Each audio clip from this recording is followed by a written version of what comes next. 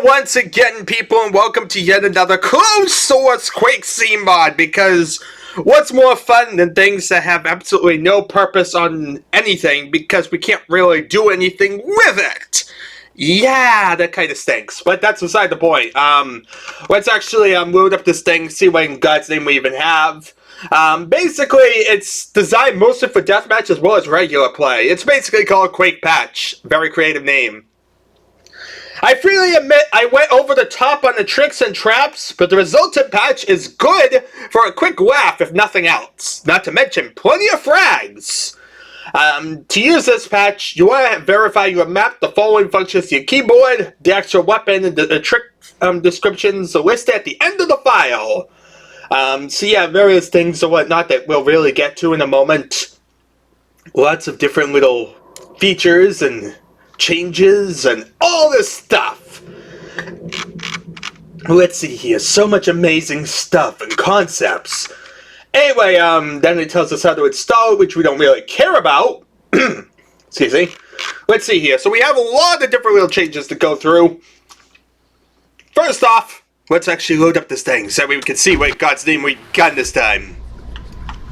And let's go to like E1 M2. That's a level we never really go to for some reason.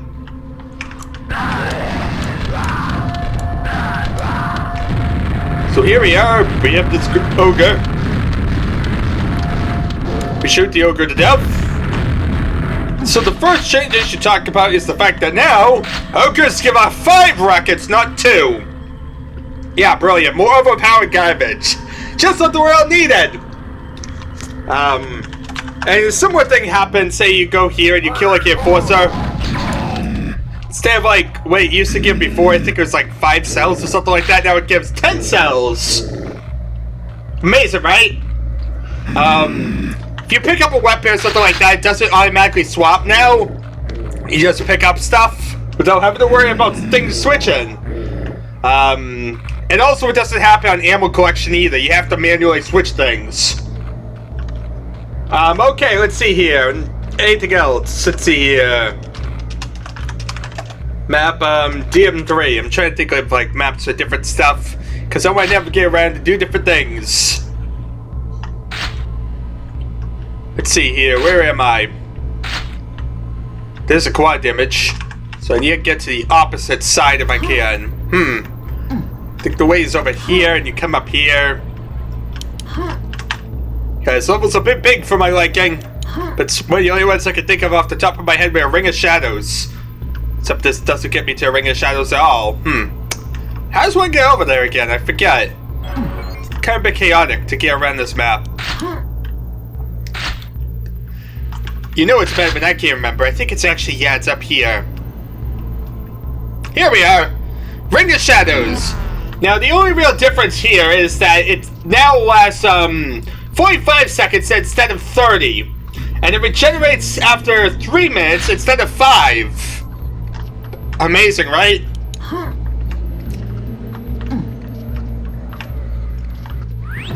bet you just thought this was the most amazing thing in the world. It generates every 3 minutes and lasts a lot longer than it did before. So yeah, instead of less than 30 seconds, less 45. Totally amazing concept. And if we can make it back to the quad damage has something very, very similar. In fact, pretty much exactly the same. You pick up the quad damage, it's going to last for 45 seconds as well. Instead of 30. Also, another important thing, the quad damage when reduced had only do double damage instead of 4 times the damage. So yeah, actually something that makes you weaker for once. Wow. Who would guess that one? Usually these things make you better. I would actually take that if you know the fact that it was a closed source. You'll probably find that the shotgun does more damage as well. Since you see it only takes 1 shot with the shotgun and I can kill him.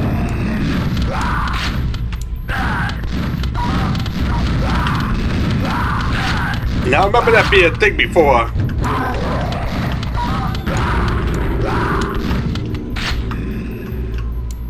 I just want to go on a massacre and see exactly how different it is. Though of course with this shotgun being as powerful as it is, Yo, it's like I one-shot everything anyway.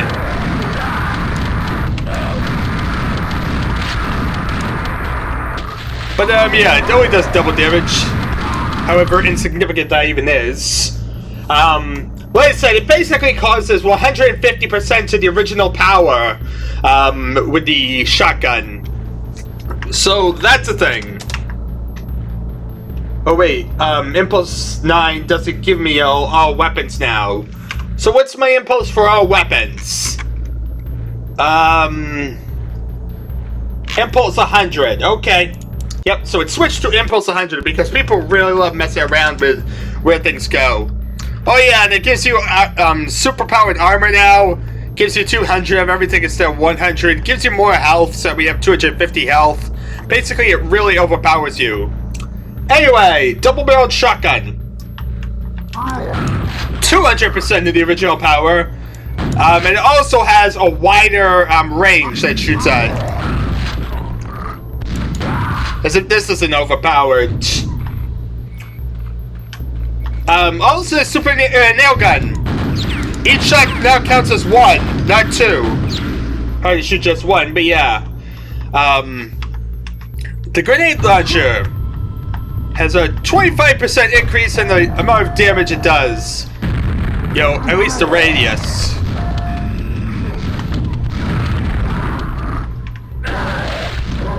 Same thing with the rocket launcher. You fire this like nearby him.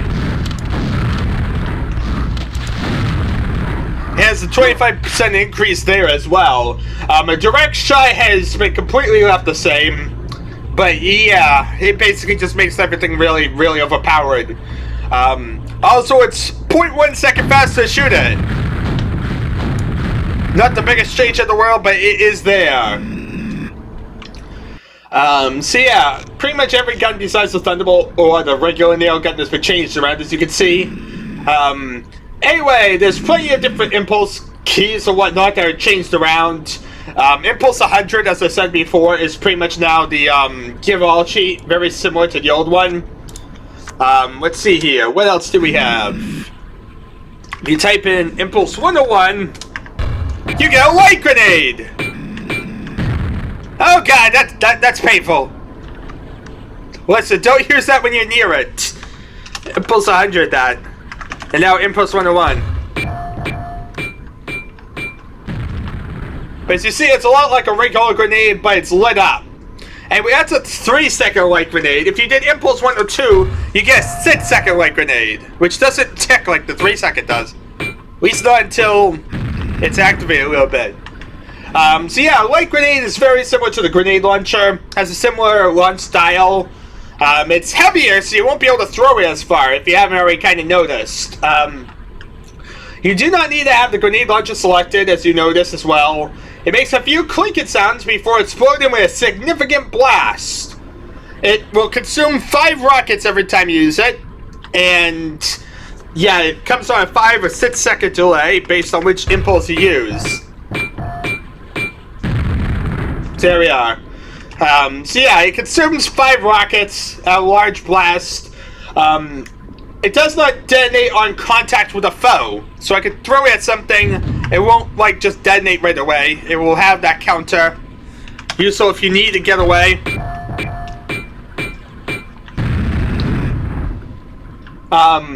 It cannot be thrown as far as a standard grenade, but it does not require the grenade launcher. It does require a bunch of rockets. Another thing that's very similar to the grenade launcher. The ley mine. Okay, so if we shoot it with Impulse 103, we just landed a mine. Has a very similar launch style, but again, it's heavier, so you won't be able to throw it as far. Don't need a grenade launcher, blah, blah, blah. It's completely inert after fired, arming after a 3-second delay. If anything approaches it, it will basically blow up.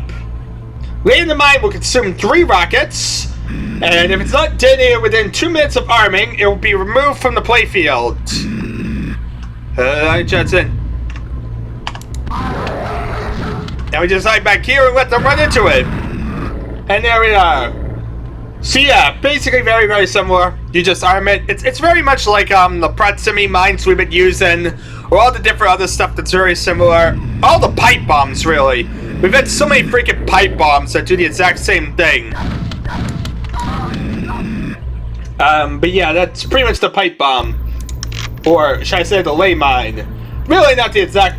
Pretty much the exactly different thing, but okay, let's see here.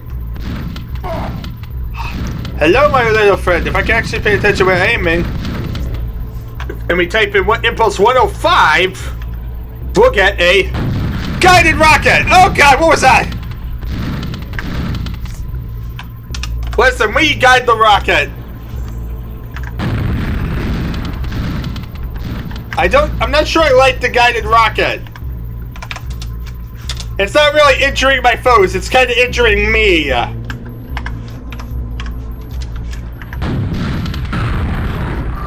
Well, that's interesting to say the least. You just aim it where you want and then fire a guided rocket at them. It's a very super powerful version of the standard rocket. It moves very slowly due to its weight, and it can be outrun by players playing on a server where the max speed is something reasonable, like say 450.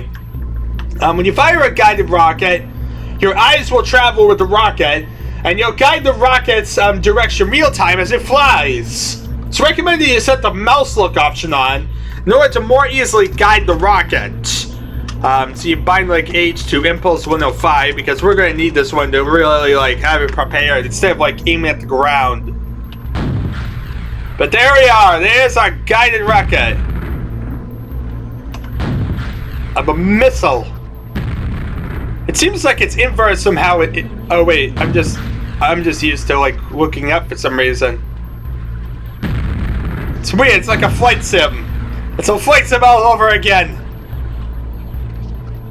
Quick at him! We can do this.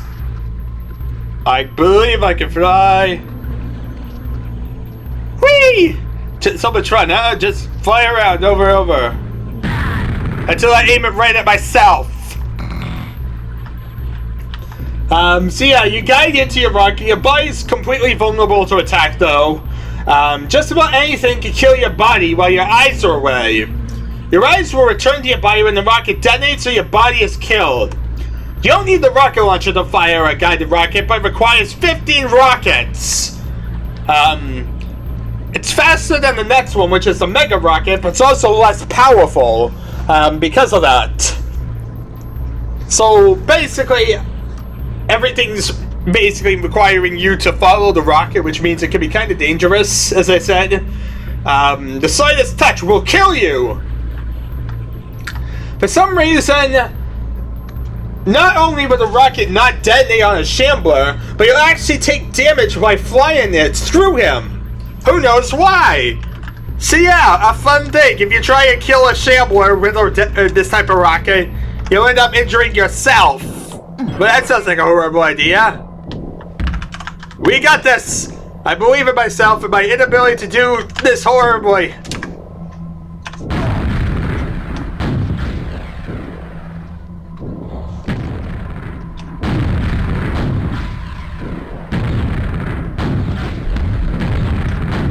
Don't worry! Oh God, just roll through him! We're doomed! Luckily for us, it seems like monsters only follow the thing that's, well, I guess you're wrong! Shamblers can die due to guided rockets! Yeah, dude, I think I just killed a shambler with your guided rocket. Can we shoot that into a pool? Oh, we killed a zombie down there! Impulse 100. I believe in myself, people.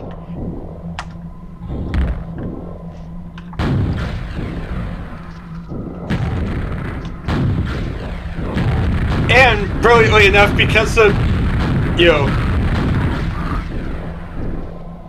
it being the way it is. Catch! We just made it dive into a pool. How would us even have to be there? Too early.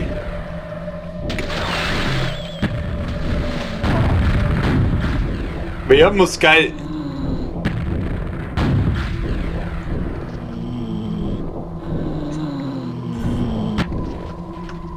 And there we are. That's how you fly these guided rockets around. So anyway, that's guided rockets.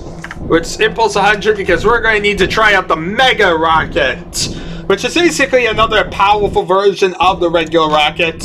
It moves very slowly, like moves twice as slow as the other rocket we saw, the guided rocket, and it can be very easily outrun, which you will want since the explosion is massive.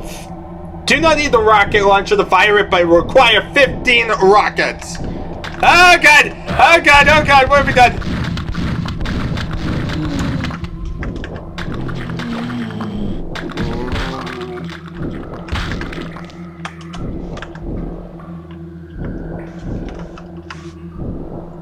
Okay, Impulse 1 sits right there. Whoa! Mega Rocket! And there we are. Just blew up all 3 zombies and could have went way over here. We were just like outside the blast radius.